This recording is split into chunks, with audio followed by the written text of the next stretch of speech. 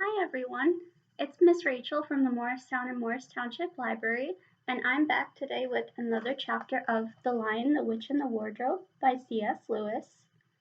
And this is read with permission from HarperCollins Children's Publishing.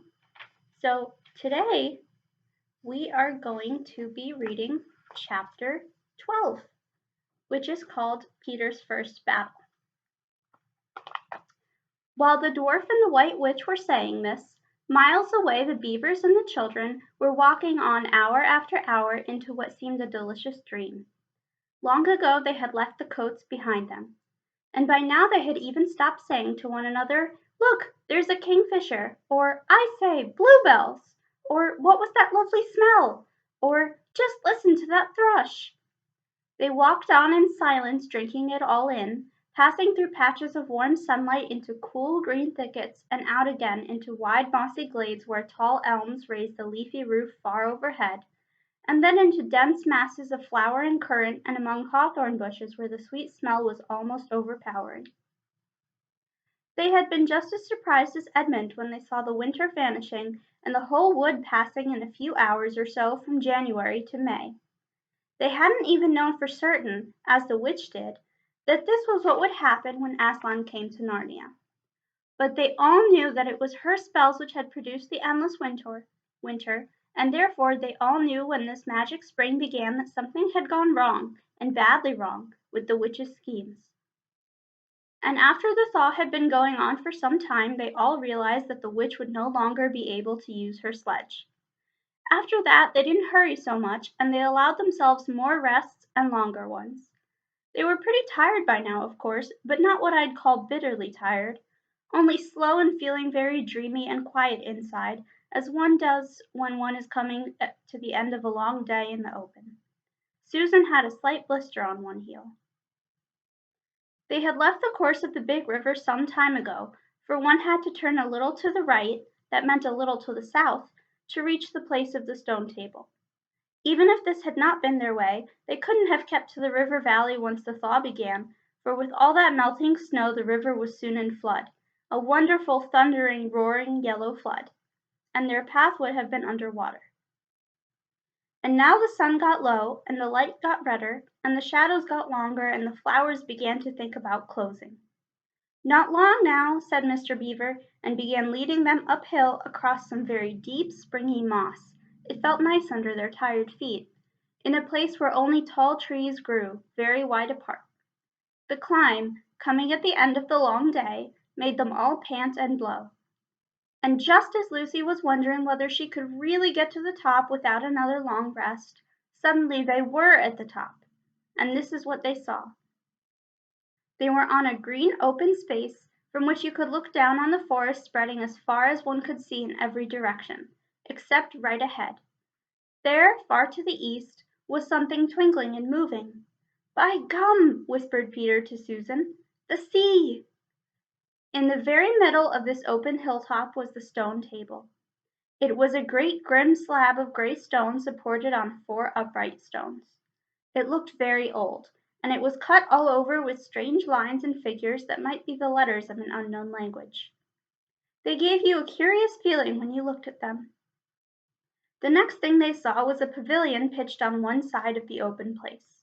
A wonderful pavilion it was, and especially now when the light of the setting sun fell upon it, with sides of what looked like yellow silk and cords of crimson and tent pegs of ivory, and high above it on a pole a banner which bore a red rampant lion fluttering in the breeze which was blowing in their faces from the far-off sea. While they were looking at this, they heard a sound of music on their right, and turning in that direction they saw what they had come to see. Aslan stood in the center of a crowd of creatures who had grouped themselves round him in the shape of a half-moon.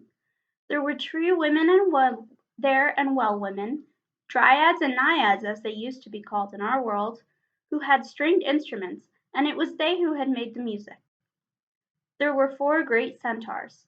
The horse part of them was like huge English farm horses, and the man part was like stern but beautiful giants. There was also a unicorn, and a bull with the head of a man, and a pelican, and an eagle, and a great dog. and next to Aslan stood two leopards, of whom one carried his crown and the other his standard. But as for Aslan himself, the beavers and the children didn't know what to do or say when they saw him. People who have not been in Narnia sometimes think that a thing cannot be good and terrible at the same time. If the children had ever thought so, they were cured of it now. For when they tried to look at Aslan's face, they just caught a glimpse of the golden mane and the great, royal, solemn, overwhelming eyes, and then they found they couldn't look at him and went all trembly. And here's a picture of Aslan and his retinue. Go on, whispered Mr. Beaver. No, whispered Peter, you first. No, sons of Adam before animals, whispered Mr. Beaver back again.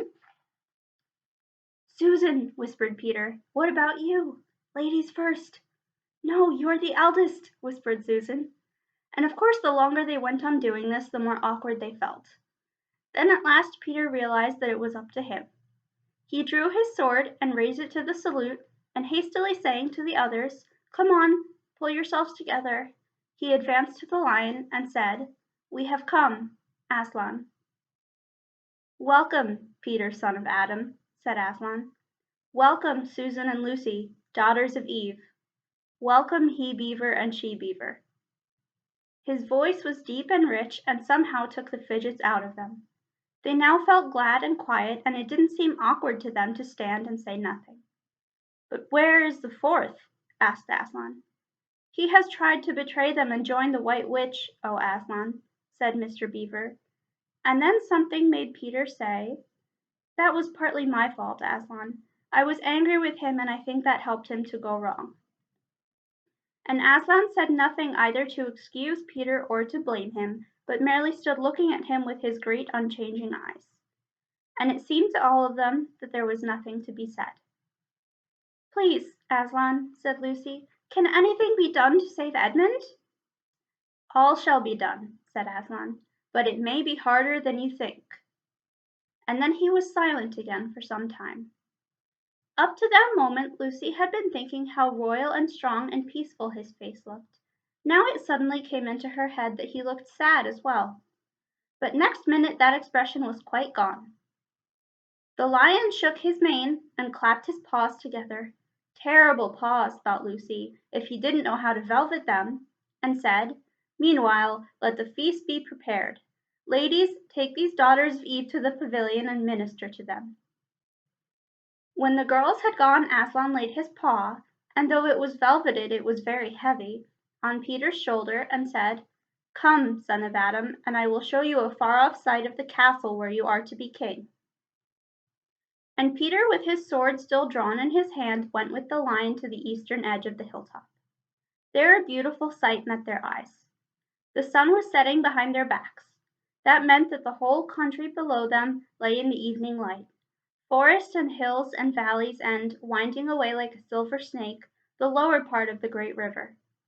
And beyond all this, miles away, was the sea, and beyond the sea the sky, full of clouds which were just turning rose color with the reflection of the sunset. But just where the land of Narnia met the sea, in fact, at the mouth of the great river, there was something on a little hill, shining. It was shining because it was a castle, and of course the sunlight was reflected from all the windows which looked toward Peter and the sunset, but to Peter it looked like a great star resting on the seashore. That, O man, said Aslan, is Cair Paravel of the Four Thrones, in one of which you must sit as king. I show it to you because you are the firstborn and you will be high king over all the rest. And once more Peter said nothing, for at that moment a strange noise woke the silence suddenly. It was like a bugle, but richer. It is your sister's horn, said Aslan to Peter in a low voice, so low as to be almost a purr, if it is not disrespectful to think of a lion purring. For a moment Peter did not understand. Then when he saw all the other creatures start forward and heard Aslan say with a wave of his paw, Back! Let the prince win his spurs, he did understand, and set off running as hard as he could to the pavilion. And there he saw a dreadful sight. The naiads and dryads were scattering in every direction. Lucy was running toward him as fast as her short legs would carry her, and her face was as white as paper. Then he saw Susan make a dash for a tree and swing herself up, followed by a huge gray beast. At first Peter thought it was a bear. Then he saw that it looked like an Alsatian, though it was far too big to be a dog. Then he realized that it was a wolf standing on its hind legs, with its front paws against the tree trunk snapping and snarling. All the hair on its back stood up on end. Susan had not been able to get higher than the second big branch. One of her legs hung down so that her foot was only an inch or two above the snapping teeth. Peter wondered why she did not get higher or at least take a better grip. Then he realized that she was just going to faint, and that if she fainted she would fall off. Peter did not feel very brave. Indeed, he felt he was going to be sick. But that made no difference to what he had to do. He rushed straight up to the monster and aimed the slash of his sword at its side. That stroke never reached the wolf. Quick as lightning it turned round, its eyes flaming and its mouth wide open in a howl of anger. If it had not been so angry that it simply had to howl, it would have got him by the throat at once. As it was, though all this happened too quickly for Peter to think at all, he had just time to duck down and plunge his sword, as hard as he could, between the brute's forelegs into its heart. Then came a horrible, confused moment like something in a nightmare.